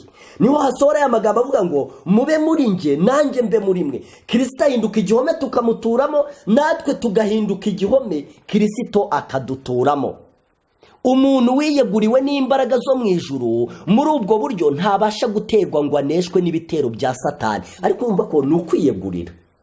Kwiyegurira mu yandi magambo ntabwo ari ukwitanga igice, mu yandi magambo ntabwo ari ukugenda wirezeriva wizigama, ni ukwiyegurira, kwirundurira, kwemerera Imana ubushake bwayo bukakugenga. Rero abantu bashobora kuba barateye intambwe rwose umurimo wa mbere w'Imana bakawukora, ariko undi murimo w'Imana wa kabiri bakagira amakenga ntibirundure, ahubwo bakitanga igice. Abantu benshi ibintu by'Imana babizanamo gushyira mu gaciro na rezonoma, bigatuma badashobora kwitanga, bakabona nibarabuka bitanze bazaba bakene ba nyuma, bakabona abantu bose bazabakandagiraho, bakabona iyo nzira irahanda irashishana. Kandi iyo batitanze igice ibintu by'Imana ntibashobora kuzabyumva, iteka ryose bazumva bimeze nko gukabya, nk'amakabya nkuru. Rero muvandimwe wanjye, Imana irashaka ko tuyiyegurira, kandi Imana irashaka ko tuyirundurira, ntitugire uruhande tuyihereza ngo urundi turwizigamire. Imana irashaka amakenga tuyifiteho arangira, maze tukayiyegurira, maze tugasigara tureba niba ibyo bintu ivuga koko bidashoboka cyangwa niba bishoboka. Ariko twe kubirebera hirya tutariyeguriye Imana ngo dusigare tuvuga ngo ntibishoboka. Iyo ni impamvu ebyiri mvuze zishobora gutuma ibintu bidashoboka. Iya mbere, itangiriro ry'umuntu; iya kabiri, gutangira neza ariko ntiwiyegurire, ntiwirundurire, ukagira amakenga bikagutera kwitanga igice, usigara wumva ibyo bintu bidashoboka. Indi ngingo ya 4 iravuga ngo kwiyegurira Imana burundu. Kugira ngo ni nkayo wasubiragamo. Kwiyegurira Imana burundu. Wenda tukiri kuri iyo ngingo narangiza aya magambo nari ndimo nsoma avuga ngo nta kabuza umuntu wigaruriwe n'imbaraga zo mu ijuru. Icyo bita kwigarurirwa, umuntu wigaruriwe n'imbaraga zo mu ijuru muri ubwo buryo ntabasha guterwa ngo aneshwe n'ibitero bya Satani. Ariko nitutiha Kristo byimazeyo ngaba ari we utuyobora, tuzigarurirwa na Sekibi. Nta kabuza tugomba gutegekwa n'imwe muri izo mbaraga ebyiri zikomeye zihatanira gutegeka isi. Ntabwo ari ngombwa ko twihitiramo ku bushake gukorera umwami w'umwijima kugira ngo tubone gutegekwa n'ubutware bwe. Icyo twakora gusa ni ukwirengagiza kwiyegurira burundu, ni ukwirengagiza kwirundurira burundu mu bushake bw'Imana. Satani nta muntu n'umwe tujya twumva umuhitamo, sibyo? Abantu bose n'abadasenga bavuga bati cya Satani kiragatsindwa ntitwacyemera. Ariko ntabwo n'ubundi cyo dusabwa ngo tujye mu ruhande rwa Satani ari ukumuhitamo, ahubwo kutiyegurira burundu mu ruhande rw'Imana, kutarwirunduriramo burundu birahagije. Kandi aho ibintu bya Satani bibera ibyo kwitonderwa. Mu gihe Imana ishaka ko tuyiyegurira burundu, Satani we nubwo twamuha agace ntacyo bimutwaye. Satani si ngombwa ko tumwiyegurira burundu, oya, ahubwo nubwo yafata urutoki rwonyine abazi ko Imana itazatwemera, kuko Imana yikeneye ko tuyiyegurira burundu. Iyo tutayiyeguriye burundu, Imana iturekera Satani. Satani niyo mpamvu anezezwa no gushuka abantu kugira ngo bitange igice, kugira ngo birezerive, kugira ngo bagire amakenga ku bintu Imana ibasaba, babona ni nko kumanuka hejuru y'inzu usimbuka, bakibaza ko Imana yabasama cyangwa itabasama. Ariko mwene data, umuntu utiyeguriye, utirunduriye, ntabwo uwo muntu yashobora kugera ku bintu Imana ivuga. Azahora yumva ari ibintu bidashoboka, ariko ni ingorane azaba yariteye.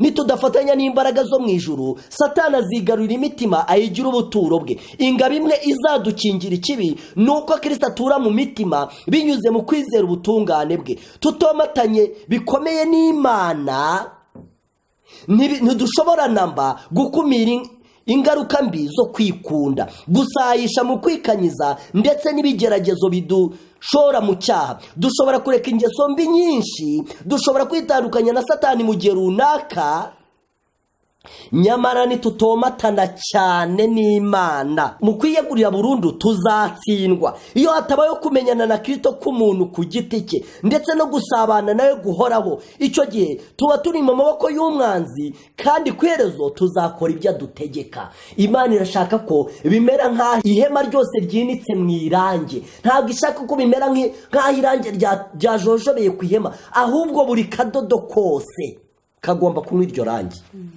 Kandi ikintu tubona nuko mu masoza, nk'uko turi mu gihe cyo gusoza cyo kurangira ku isi, tubona ko hagomba kuboneka imigabane ibiri. Nuko n'abantu bashobora kuba bari mu rugero rwo hagati nk'urwo ngurwo, nk'uko Yesu hari igihe yavuze yuko bagomba kureka urukungu rugakurana n'amasaka, ariko igihe kizagera we akaba ari we witandukaniriza icyo kintu. Niba rero turi ku masoza, urwo rugero rwo hagati ruzavaho, umuntu wese azamera uko ari wandi wavuze watangiye nabi, ari uwatangiye neza, yagera hagati akananirwa kwiyegurira Imana burundu nk'uko ijambo turisomye. Ni ukuvuga ngo buri muntu wese agiye gusoza ahagaze mu mugabane we. Ariko iyo umuntu yisuzumye agenda amenya ni urutambwe atera rwerekeza. Ijambo ry'Imana rivuga yuko buri gikorwa dukoze, buri kintu cyose dukoze ku munsi, kiyongera ku bintu bizaturimbuza cyangwa ibizagira gute, ibizadukiza. Noneho rero umuntu ashobora kwisuzuma akamenya ngo urutambwe ntera rwerekera ku gutsinda, rwerekera ku gutsindwa. Kuko buri munsi umuntu aba asabwa gufata imyanzuro ku bigendanye n'icyerekezo yiyemeje kujyamo. Buri munsi iyo umuntu atsinzwe uyu munsi, ntabwo aba azagira ibyiringiro byo gutsinda ejo. Umuntu, ijambo ry'Imana rivuga ko umuntu agomba guhagarara mu mucyo asohoyemo uyu munsi. Niba rero uwo mucyo atawuhagazemo, ntabwo ari uri buze, ntabwo ari buhagararemo, ahubwo uramujijira, ari bujijwe kugikurikiraho.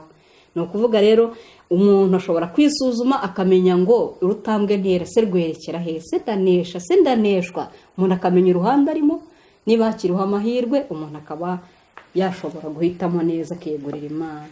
Nagira ngo abantu twari kumwe mu gitondo tuganira, nibo twavuganye uburyo abantu benshi ikintu bita ubukristo ni iki. Ntago abantu biyegurira, ahubwo abantu babaza ibintu bimwe bakabireka n'ibindi bakabikora. Bityo ikintu cyitwa kwiyegurira no kwirundurira ntago abantu bacyumva, nta nubwo bagiha agaciro.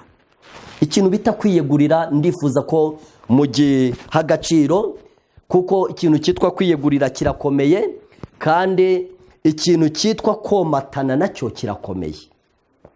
Ikintu cyitwa kwiyegurira kirakomeye, ni ukwiha umuntu burundu akagukoresha icyo ashaka. Nicyo cyitwa kwiyegurira.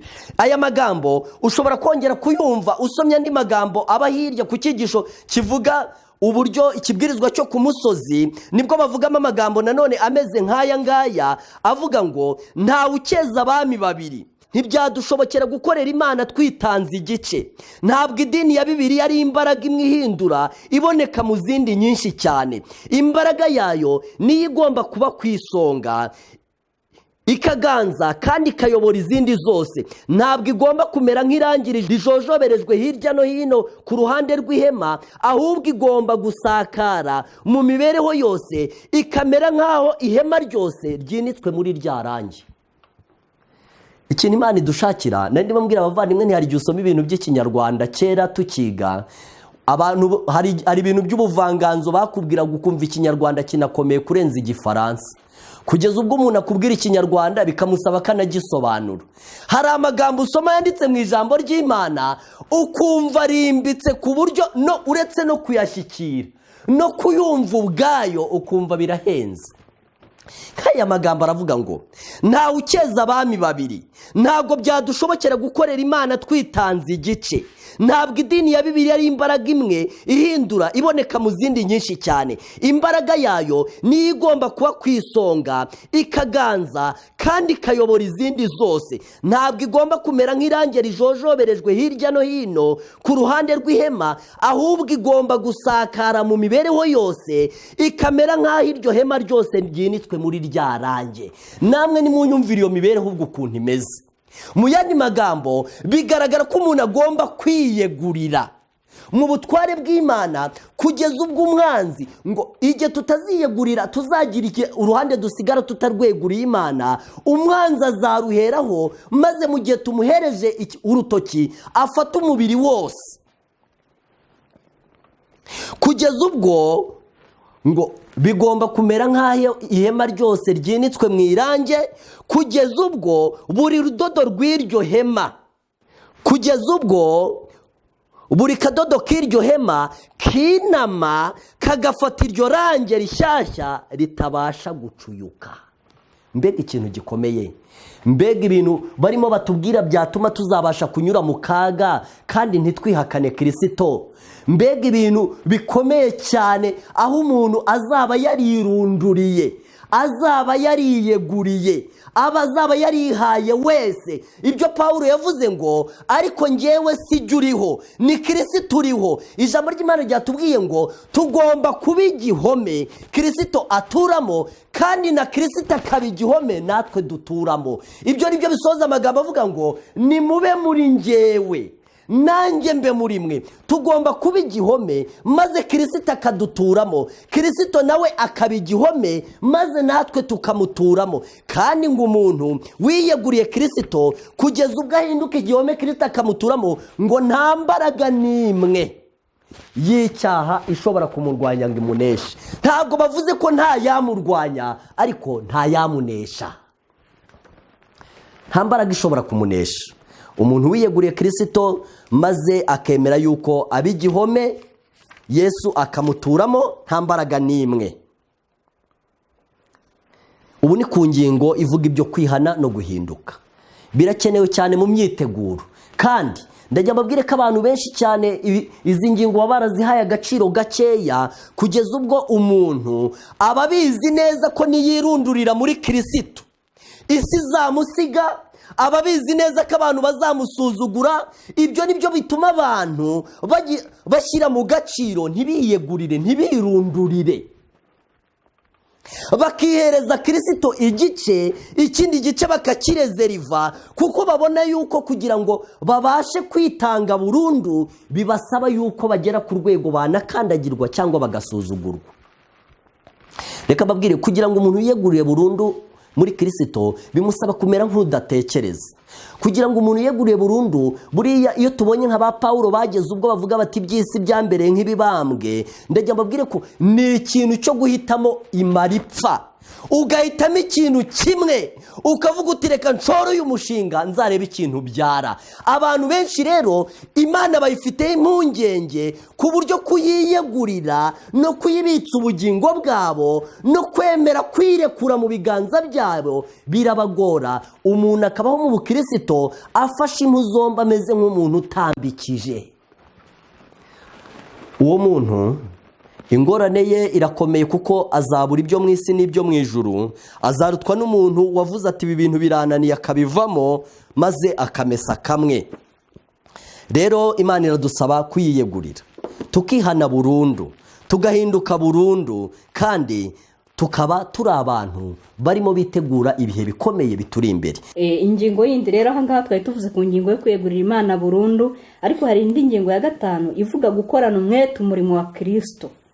Gukorana umwete umurimo wa Kristo. Icyo nacyo ni ingingo ikomeye, kandi no mu gihe cy'akaga tubona uburyo abantu bazaba barirunduriye mu murimo w'Imana bizabafasha, cyane cyane ko ijambo ry'Imana ritugira inama y'uko igihe dimanche izaba imaze gutangazwa ndetse no gutangira guhatirwa abantu, ngo abantu dimanche bazahita bayihindura umunsi w'ivugabutumwa. Kandi ntabwo ariko bazahindura umunsi w'ivugabutumwa kuri icyo gihe gusa, ahubwo bazaba ari ibintu bagiye bimenyereza, atari abantu bagitwarwa n'ibintu by'ubuzima n'akazi gasanzwe. Uko muzi uburyo uko tugenda twegera imperuka, niko abantu bagenda buri wese wumva arimo kuganya, avuga ko ubuzima bugenda bukomera, avuga ko ibintu bigenda byanga. Ariko ikintu navuga nuko Imana irashaka abantu izahambura ku isi burundu, kugeza ubwo n'igihe bazababona ibintu byanga bazabona ko bafashijwe n'Imana kandi ko bakomejwe no hejuru, kugeza ubwo ubugingo bwabo baburekera mu biganza by'Imana bakirundurira mu murimo w'Imana. Niyo mpamvu igihe dimanche izaba imaze gutangazwa bazakoresha dimanche, ni nkaho wavuga ngo dimanche uzaba ari umunsi wo kuruhuka kuri bo, ari umunsi w'ivugabutumwa. Ku isabato nabwo ari umunsi wo kugira indi nayo bazaba barimo babirukankana ariko badafite ubwoba kuko babikije ubugingo bwabo Imana. Ingingo ya 6 iravuga umurimo wo guteza imbere umudendezo w'idini. Icyo nacyo ni ikintu gikomeye ku mudendezo w'idini cyangwa se umudendezo w'umutimanama. Iyo ngingo nayo bayitanga mu ngingo z'imyiteguro z'uburyo tugomba kwitegura. Ariko ushobora kubaza utese ibyo bintu bihuriye no kwitegura. Muri iyi ngingo ikintu bavugamo baremereza cyane nuko abantu bakwiriye kugaragara abo bari bo, ntabwo bakwiriye kujijisha. Hari igihe umuntu avuga ati reka aba bantu ne gutuma bamenya uwo ndi we. Hari umuntu ari mubwira ati jewe ninjira mu itorero ry'abapantekote maze ntibamenye ngo ndi umuki. Ariko ikintu cyo kujijisha cyateje umuntu bita Petero ingorane. Muzabisoma mu butumwa bwiza bwa Yesu bwanditswe na Matayo mu gice cya 27. Igihe Yesu bari bamaze kumufata, Petero ngo yarajijishije adashaka hari umuntu umenya ko ari umwe mu bigishwa ba Yesu, ahubwo ngo yashaka abantu bagira ngo nawe ari mu gitero cy'abaje gufata Yesu. Ngibyo bintu byo kujijisha byahise bimushyira mu rugamba mugenzi we Yohana utarajijishije, wagaragaje uruhande arimo yuko ari umwigishwa wa Yesu, atigeze ajyamo. Urwo rugamba Yohana ntiyarugize. Muri iyi ngingo rero bavuga uburyo dukwiriye kwirinda kujijisha cyangwa kwirinda kunyuranya n'umutimanama wacu. Reka wumva amagambo bavuze mu gitabo cy'ubutumwa bwatoranijwe muri cya cyigisho nababwiye cya 47 kivuga kwitegura akaga gaheruka. Ni iki bavuze kuri iyi ngingo ivuga umudendezo w'idini? Kandi ndajya mbabwire ko iki kintu kimaze iminsi kivugwa, ariko reka mwumve iki ijambo ry'Imana ryita umudendezo w'idini. Haranditse ngo ntabwo hagomba kubaho kumvikana n'abahindura ubusa amategeko y'Imana. Mu gihe ahubwo abantu bashobora kuvuga umudendezo w'idini bakavuga ahubwo kwifatanya ngo no kutabangamira abantu no kubereka ko twakorana nta kibazo. Ariko hoya, ntabwo hagomba kubaho kumvikana n'abahindura ubusa amategeko y'Imana. Si byiza kubishingikirizaho ngo batubere abajyanama. Ntabwo ubuhamya bwacu bugomba kuba bufite imbaraga nke ugeranije n'uko bwari bumeze mbere. Ntabwo uruhande nyarwo duhagazemo rugomba guhishwa kugira ngo tunezeze abakomeye bo mu isi. Iki nicyo bita umudendezo w'idini. Bashobora kwifuza ko twifatanya nabo kandi ko twemera imigambi yabo, ndetse bashobora gutanga ibyifuzo ku byerekeye imikorere yacu. Ibyo bikaba byaha umwanzi amahirwe yo kudutsinda. Ntimuvuge ngo baratugambaniye nk'uko ubu bwoko bwabivuze. Kuri ibyo byose buti baratugambaniye. Nubwo tudakwiriye gushoza urugamba kandi ntitugire uwo tubangamira tubigambiriye, tugomba kuvuga ukuri mu buryo bwumvikana kandi tumaramaje, kandi tugashikama ku by'Imana yatwigishije mu ijambo ryayo. Hari abantu benshi bumva umudendezo w'idini bakumva harimo no guhisha ibyo twizera. Hari abantu bumva umudendezo w'idini bakumva hari ukudohoka ku mahame ho gatoya kugira ngo dukorane n'abandi. Oya, ni ugukomera ku myizerere yacu kandi tukayibwira abantu twemye. Ntabwo mugomba kurebera ku bisi kugira ngo mumenye ibyo mukwiriye kwandika no gucapa cyangwa ibyo muzavuga. Nimureke amagambo yanyu n'ibikorwa byanyu byose bihamye bigira biti burya ntitwakurikije imigani yahimbwe n'abantu. Urwandiko rwa kabiri rwa Petero igice cya mbere umurongo wa 16. Nyamara rero dufite ijambo ryahanuwe rirushaho gukomera kandi muzaba mukoze neza nimuryitaho. Iki kintu cyitwa umudendezo w'idini, umudendezo w'umutimanama, gikwiriye kubahirizwa mu myiteguro tugira. Maze bakagisoza bavuga ngo Imana mu kwitegereza itorero ibihe byinshi yemera ko ibibazo bigera ahakomeye kugira ngo ubwoko bwayo mu kunanirwa kwabwo bibahe kuyiyambaza yo yonyine ngo ibufashe. Amasengesho yabo, ukwizera kwabo bifatanirije hamwe n'umugambi wabo udacogora wo kuba abanyakuri byatumye Imana ihagoboka kandi yashoje isezerano ryayo. Maze nutabaza Uwiteka azagutabara, nutaka azavuga ati ndi hano. Yesaya 58 umurongo wa 9. Ukuboko k'Uwiteka ntabwo kwaheze, niyo mpamvu tutagomba guhisha imyizerere yacu, ntabwo tugomba kwidohokaho, ntabwo tugomba kwemera kumanuka gato ngo dufatanye n'abandi, ahubwo tugomba gukomera ku mahame yo kwizera kwacu twakuye mu ijambo ry'Imana. Nico cyitwa umudendezo w'idini, ingingo ikomeye mu kwitegura. Muri kiriya gitabo cyo babyise umudendezo w'idini, muri za ngingo 6 zanditse mu kwitegura gaheruka harimo niyo bita umudendezo w'idini. Ariko muri iyo ngingo biratangaje ibintu babivugamo. Baravuga ngo tugomba kugaragaza uruhande rwacu, gukomera ku ruhande rwacu kandi tukarugaragaza urwo ari rwo. Bagaragaza umuntu bita Petero uburyo ngo kwiyoberanya ngo abantu batamenya ko ari umwigishwa wa Yesu ngo byamusoye mu ntambara Yohana wagaragaje uwo ari we atigeze arwana. Mu mudendezo w'idini bavuga yuko ntabwo ubuhamya bwacu bugomba kuba bufite imbaraga nke ugereranije n'uko bwari bumeze mbere. Ntabwo uruhande nyarwo duhagazemo rugomba guhishwa kugira ngo tunezeze abakomeye bo mu isi. Muri iki gitabo banditse ku ngingo ivuga ngo izina ryihariye n'abantu bihariye. Baravuze ngo tufite izina ryihariye, turi abantu bihariye. Ibyo bintu bifite agaciro kandi tugomba kukiyumvamo. Niyo mpamvu bene data bashiki bacu tubabwiye ingingo zigera muri 6 zigomba gufasha umuntu kwitegura akaga kari imbere. Tubabwiye uburyo imbere yacu hari akaga gakomeye, ariko ntabwo tubibabwire kugira ngo mugire ubwoba, ntabwo tubibabwire kugira ngo mukuke umutima, kubera yuko tuzi neza ko muri ako kaga ntabwo ari imbaraga zacu tuzakoresha, ntabwo ari ubwenge bwacu tuzakoresha. Muri Bibiliya dufitemo amasezerano menshi Imana yadusezeraniye. Yaratubwiye iti mutaravuga mutaranabaza nzabatabara. Yaravuze iti kandi mutarasaba nzabumva. Imana niyo yatubwiye iti ntimuzashaka icyo muvuga muzabibwirwa muri uwo mwanya. Twebwe dukeneye gukora imyiteguro yacu uyu munsi, ibyerekeranye n'uko ibintu bizabikomeye tukabiharira Imana, kandi Imana izaba inyakuri n'indahemuka. Niyo mpamvu mu kugira ngo dusoze iki cyigisho ndagira ngo mbasomere ikintu gikomeye.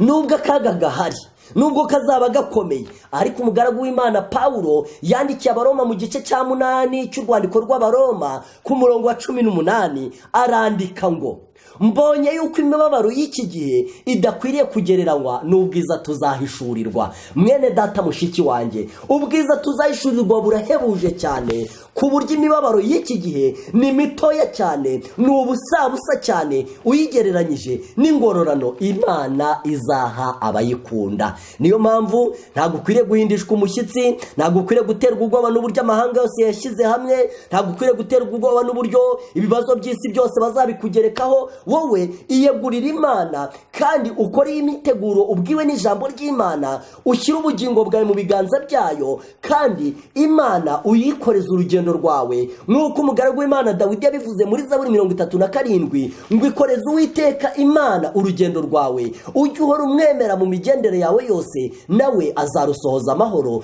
Imana izakurengera kuko idashobora kwica isezerano ryayo. Ishingikirize kuri aya magambo, utumbira umunezero uzagororerwa, we guhanga amaso umubabaro, kandi ukora imyiteguro Imana yakubwiye. Imana izaba mu ruhande rwawe. Hari irindi somo yanditse mu rwa 2 Korinto igice cya 4 umurongo wa 17 n'uwa 18 riravuga ngo kuko kubabazwa kwacu kw'igihwayihwayi kw'akanya ka none kwiyongeranya kuturemera ubwiza bw'iteka ryose bukomeye.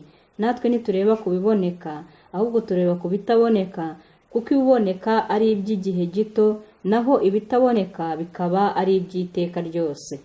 Hano birerekana uburyo n'abatubanjirije bagiye bagenda bahoraga batumbiriye ku bitaboneka, nicyo bashoboraga kugendera. Twagiye tureba uburyo umuntu yashyize muri logique akavuga ati nkurikije uko urugendo ruteye, nkurikije uko kwiyegurira Imana guteye, ati ibintu umuntu ashobora no kuyegurira, ashobora no gupfa iyo ubitekereje mu buzima bwa kimuntu. Ariko n'abakera batubanjirije, abo dufatiraho urugero, abo tugera ikirenge mu cyabo, nabo bagiye bagenda mbese nta logique, badashyira muri logique ngo bavuga ati dukurikije ibi, ahubwo icyo Imana ivuze cyonyine akaba ari cyo bashyira mu murongo. Ahangaha rero niho havuga yuko kubabazwa kwacu kw'igihwayihwayi nabo niko babifataga, babonaga kubabazwa kwabo ari ukw'igihwayihwayi ko kanya ka none kwiyongeranya kuturemera ubwiza bw'iteka ryose bukomeye. Natwe ntitureba ku biboneka ahubwo tureba ku bitaboneka, kuko ibiboneka ari iby'igihe gito naho ibitaboneka bikaba iby'iteka ryose. Niyo mpamvu rero ku nama abantu bashobora gutanga ku bantu bifuza kwiyegurira Imana, abantu bifuza kwitanga, umuntu ntakarebe mu bimuzengurutse cyangwa mu bamuzengurutse, kuko ibituzengurutse ni urucantege. Umuntu ashobora kureba abo bari kumwe, abo bagenda nabo batangiranye urugendo, abo bari kumwe mu rusengero, ukabona inzira zimeze nk'izitagendwa, ukabona nta byiringiro bihari. Ariko umuntu ngo ahagaze imbere y'Imana ku giti cye ari nk'umwe gusa, ngo no gushungurwa umuntu azashungurwa nk'aho ari we wenyine uri mu isi. Umuntu rero akwiriye kureba iby'urugendo rwe wenyine ku giti cye, nibyo bizamushoboza kuzasoza neza urugendo. Abatubanjirije bagiye bagira icyo kintu cyo kwihanganira ibihe bikomeye, nubwo ijambo ry'Imana ritubwira ko tuzanyura mu bihe bikomeye, ariko ntabwo ari uko abandi batabinyuzemo. Nk'iyo dusomye nk'umugaragu w'Imana Pawulo mu gice cya 11 cy'urwandiko rwa 2 rw'Abakorinto, tugasoma ku murongo waho wa 24, ariko ku murongo wa 16 hari titiri ivuga ngo icyo Pawulo arusha intumwa z'ibinyoma. Iyo usomye nk'iki gice nibwo ubona uwumva utangajwe n'ikintu cyasunikaga Pawulo. Urwandiko rwa 2 rw'Abakorinto igice cya 11 umurongo wa 24. Wenda uhere ku murongo wa 23, Pawulo yari amaze kuvuga ibintu ahuriyeho n'abandi bantu, ati niba ari abafarisayo, niba ari abayuda nanjye ndi umuyuda, niba ari abana ba Aburahamu nanjye ndi umwana wa Aburahamu. Avuga ibintu byinshi cyane, ariko ageze ku murongo wa 23 aravuga ati noneho ndavuga nk'umusazi, ndabarusha. Yavuze ibyo bahuriyeho, ariko aravuga ati ndabarusha. Mbarusha mu mihati, mbarusha gushyirwa mu nzu y'imbohe, mbarusha cyane gukubitwa birenze urugero, kenshi nari mu kaga k'urupfu. Ibihe 3 abayuda bankubise inkoni 39, ibihe 3 nakubiswe inga, igihe kimwe natewe amabuye, ibihe 3 inkuge zaramenetse, naraye imuhengeni nirirwamo, nari mu ngendo kenshi, mu kaga gaterwa n'inzuzi, mu kaga gatewe n'abambuzi, mu kaga gatewe na bene wacu, mu kaga gatewe n'abapagani, mu kaga ko mu mudugudu, no mu kaga ko mu butayu, mu kaga ko mu nyanja, no mu kaga ko muri bene data b'ibinyoma, mu miruho n'imihati. Mba maso kenshi, ngira inzara n'inyota, nirirwa ubusa kenshi, nicwa n'imbeho, nambara ubusa. Urumva nk'aya magambo Pawulo ibi bintu arimo aravuga ko ari ibyo yirata, ibintu arusha abandi. Iyo urebye nk'ubuzima bwa Pawulo, buri kintu cyose cyanditse muri iri somo ukareba mu nzandiko yanditse, ugenda ubona aho yaraye mu nyanja, ubona aho yakubiswe inga, ubona aho yakubiswe ibiboko, ubona ahantu bamucishije mu idirishya. Mbese ubona ubuzima bwe bwari bwuzuyemo ibintu bimeze nk'ibigeragezo kubwo kuyoboka Kristo, ariko ukibaza impamvu atacikaga intege kugeza ubwo ibi bintu abyirata nk'ibintu arusha abandi. rero muvandimwe mushiki wanjye, ndagira ngo nkubwire ko tudakwiriye guterwa ubwoba n'akaga katuri imbere. Akarengane katuri imbere ntabwo kagiye kuduhahamura, ntabwo ari twebwe tugiye kukanyuramo bwa mbere, umwami wacu nawe yakanyuzemo. Iyo usomye mu gitabo cy'intambara ikomeye ku cyigisho cya 39 kivuga igihe cy'umubabaro, bavuzemo amagambo akomeye ashobora kuduhumuriza ku byerekeranye na Yesu. Turimo turagenda twegera umusozo, ariko muri icyo cyigisho bavuzemo ibintu bishobora kuduhumuriza turebeye kuri Yesu n'ibyo yadukoreye.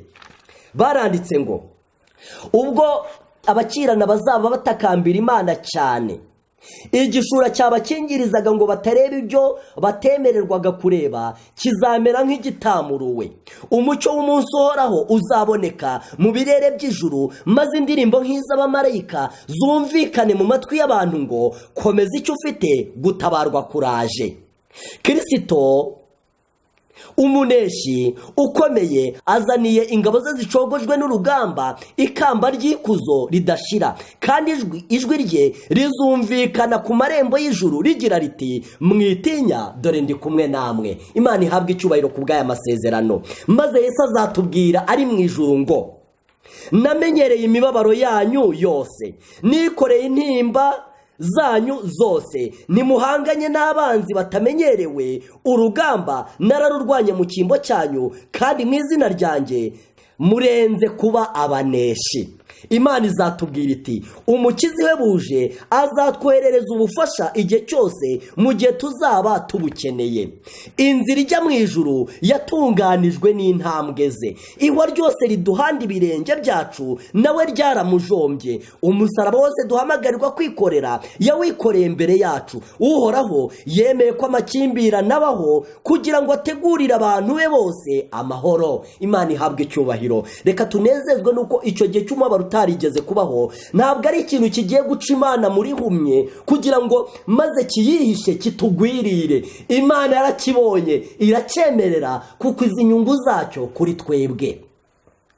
Uhoraho yemeye ko amakimbirane abaho kugira ngo abategurire abantu bose amahoro. Igihe cy'amakuba n'ikigeragezo giteye ubwoba ku bantu b'Imana, ariko kandi ni igihe cyo kubura amaso kuri buri mwizera nyakuri wese akareba mu ijuru, kandi kubwo kwizera akabasha kubona umukororombya w'isezerano umuzengurutse. Mwene data mushiki wanjye, ndagira ngo nkubwire ko n'ibyo bita ngo ni ukubabaza umubiri. Mu rwandiko rwa mbere rwa Petero mu gice cya 4 haranditse ngo nuko rero ubwo Kristo yababarijwe mu mubiri, tuba ariko twambara umutima we nk'intwaro, kuko ubabarizwa mu mubiri aba amaze kureka ibyaha.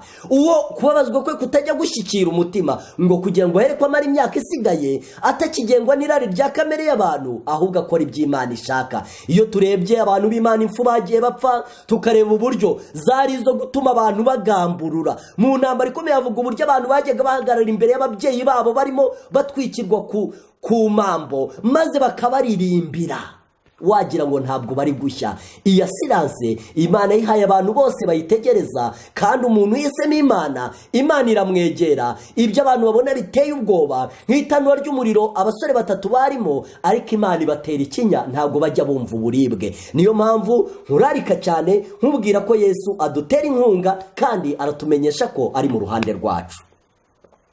Imana rero ihumugisha umuntu wese wateze amatwi ijambo ryayo. Imana imukomereze mu byizerwa, Imana imutera inkunga mu mutima, kandi niba yumvaga atekereza yuko wenda ibintu bitazagenda neza, niba yatekerezaga iby'imibabaro akabona biramuhindisha umushyitsi, we nakora ikintu kimwe gusa, nashakisha uburyo yagira imyiteguro itangwa n'ijambo ry'Imana, ibindi abiharira Imana. Rero bene data, ndagira ngo twongere dutekereze ku mubabaro uri imbere yacu, umubabaro wanditse mu gitabo cya Daniel mu gice cya 12 umurongo wa 1, umubabaro utarigeze kubaho kuva igihe amahanga yabereyeho kugeza icyo gihe. ndetse umubare ijambo ry'Imana rivuga yuko iyo tagabanywaho hatajyaga kurokoka n'umuntu n'umwe, ariko kubw'intore z'Imana uwo mubabaro uzagabanywa. Hari ikintu kizabaho mu gihe abantu bazabarakariye ubwoko bw'Imana kandi bigaragara yuko koko nta mbabazi bagifite, kuko n'imbabazi zizaba zararangiye. Imana izatabara ubwoko bwayo kandi izabutabara butiyanduje, ahubwo bwarakoresheje inama zose bwagiye buhabwa kugira ngo zibubashishe guhagarara ku murongo mwiza no kuwushikamaho. Reka rero saba Imana yo mu ijuru kugira ngo ifashe umuntu wese, imutere ubutwari mu mutima, imutere inkunga, kandi nzi ko Imana yiteguye. Ahubwo natwe reka dusabe Imana kugira ngo itubashishe kurebera ku ruhande rwacu no gukora ibyangombwa byose Imana yaduhaye byatubashisha kwitegura ako kaga kari imbere yacu, kugira ngo ubwo ako kaga kazasohora kazasange uwo mushyikirano wacu n'Imana waramaze kunoga, kazasange dushobora kuba twavuga nk'uko umugaragu w'Imana yavuze ngo ntimutinya abica umubiri. Tudashobora gutinya abica umubiri, ahubwo dutinya icyaha gishobora kurimbura ubugingo n'umubiri muri gihenomu, ariko tuzi ko gupfa kwacu k'umubiri ari ugusinzira kw'akanya gatoya, maze tugakangukira guhabwa ubugingo buhoraho. Reka imitima yacu yimenyereza ibyo bintu bishobora kudutegurira kugera muri ibyo bihe no kubihagararamo neza, kandi Imana yiteguye gufasha buri wese. Reka umuntu wese nawe akore uruhande rwe kandi abashe kubisengera. Imana iramwiteze kugira ngo imwakire. Turabifuriza umugisha, kandi tuzi yuko ibyo twabwiwe mu ijambo ry'Imana byose igihe cyabyo sohoye. Yesu agiye kuzaza bidatinze, kandi abantu bose bababajwe kubwe bakabyihanganira bazahabwa ingororano. Imana ibahe umugisha kandi ibagirire neza mu mitima yanyu, ibatere gukomera, ibatere kutanamura, kandi ibatere kudatinya, ahubwo mukomezwe no kwizera kujya muzabashe guhabwa ikamba ry'ubugingo igihe Yesu azaba agarutse. Muzanezezwe no kumusanganira. Nibyo twabasabira natwe twisabira, kugira ngo Uwiteka abitubashishe kubw'ubuntu bwe, mu izina rya Yesu umwami wacu, amena. Reka mbasabe twicishe bugufi maze duhombeke amaso yacu mu gusoza iki cyigisho, maze dusenge. Mana yacu ikiranuka iri mu ijuru ryera, uri isoko y'ibyiringiro, imbabazi zawe ntizirondoreka. Turagushimye kuko wemeye ko tuba abana bawe. Turagushimye kuko ari we watanze imbaraga nyinshi cyane kugira ngo tumenye inzira y'agakiza. Waradutoranyije, wihanganiye kugwaguza kwacu, wari ufite intego wifuza kugeraho. Uhabwe icyubahiro. Tugushimiye ko tugeze ku musozo w'urugendo wadutangije, aho ibyo watubwiye ko bizasohora twabibonesheje amaso yacu. None imbere yacu hasigaye ikigeragezo kimwe Mana, ibyerekeranye no kuzira amategeko y'Imana, maze ukuri kwawe kugashyirwa hasi. Ukeneye abantu bagomba kuguhagararira, kandi uzaba uri mu ruhande rwabo. Iyo turebye uko ijambo ryawe rivuga iby'ibyo bihe, twumva biteye ubwoba, twumva nta muntu washobora kubihagararamo, kandi koko nta muntu w'inyama n'amaraso wabasha kubihagararamo. Ariko ijambo ryawe riraduhumuriza, rikatubwira yuko nta kintu na kimwe kizatubaho utari mu ruhande rwacu, kandi utari muduhumuriza mu mitima yacu. Igihe tuzaba turi muri za kasho, ngo ayo makasho azatubera nk'amazu ya cyami, abamarayika bazajya baza kudusuramo. Igihe tuzaba turi mu bihanamanga, abamarayika bazatuzanira ibyo kurya nk'uko babizaniye Eliya ibikona bikabizana. Uzagusha manu aho tuzaba twihishe. Reka Mana udushoboze kwishingikiriza ku masezerano yawe, udushoboze kumenya kuri Imana idahemuka. Umwanzi aturi inyuma, aratwoga runono, aradutera ubwoba, atubwira yuko ibyo bintu bikomeye tudashobora kubitambuka. Ariko tugushimiye amasezerano yawe, turagusabye ngo yandike mu mitima yacu. Kandi Mana utubwiye ko tugomba kugira imyiteguro, tukiga ijambo ry'Imana kugeza ubwo ijambo ryawe ritubera umurinzi ku nyigisho z'ibinyoma, kugeza ubwo ijambo ryawe ritubera ingabo idukingira, tukazabasha kuryitabaza igihe tuzaba duhatwa ibibazo, maze ijambo ryawe rikazatubera umufasha kugira ngo tubashe gusubiza. Utubwiye ko tukwiriye kugira gusenga kutari umuhango, bitari bya bindi bya gahunda imenyerewe. Utubwiye yuko dukwiriye kwezwaho icyaha no kugicikaho. Utubwiye yuko dukwiye kwiyegurira Imana burundu, tukayirundurira, ntituyihe igice. kandi Imana birashoboka. Utubwiye yuko dukwiriye kwirundurira mu murimo wawe, kandi utubwiye yuko dukwiriye dukwiriye kugaragara abo turibo, ntiduhisha abo turibo, tukanezezwa n'abo batugize bo. Turagusabye ngo bitubashishe, utubwiye yuko umubabaro tuzahura nawo ni akantu k'ubusabusa k'agahwayihwayi, akantu kadafite icyo kavuze ukagereranyije n'ingorano z'abakiranutsi. Turagusabye ngo utinyure imitima yacu, utumaremo ubwoba, gushidikanya kose ukutumaremo, udushoboze gusanganira ibyo bintu twishimye, tuzi ko hirya tuzahabwa ingororano. Utubashishe kubw'ubuntu bwawe. Dusabiye abateze amatwi ijambo ryawe bose, ubaha umugisha, kandi byatugira umumaro tukazakubona tukagusanganira. Turagusabye ngo ubiduhere mu izina rya Yesu umwami wacu, amena.